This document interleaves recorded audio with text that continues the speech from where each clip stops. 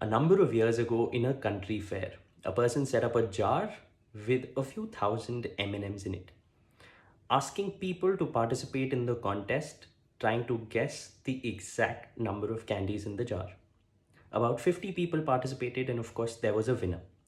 But the actual guess or the actual number which was closest to the number of candies was not any of those 50 guesses, but the arithmetic mean of all of them.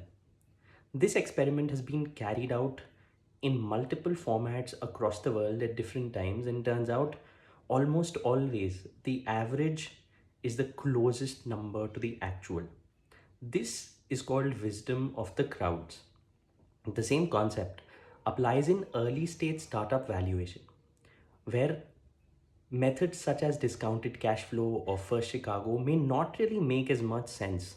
Those methods are applicable for Series B funding and onwards when there is enough data for people to extrapolate and figure out future projections basis with which the valuations would be made. For early stages, you're essentially just negotiating with the investor and coming up with a valuation. Now, how is the investor trying to value it? They're all trying to bank on wisdom of the crowds and looking at transaction comparables. This is at what valuation are these fundraisers happening of similar stage companies in the same market right now.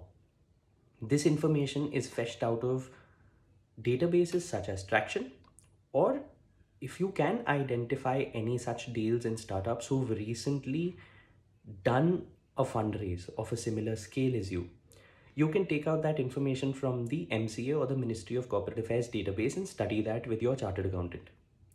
Share it with an early stage startup entrepreneur looking to raise funds.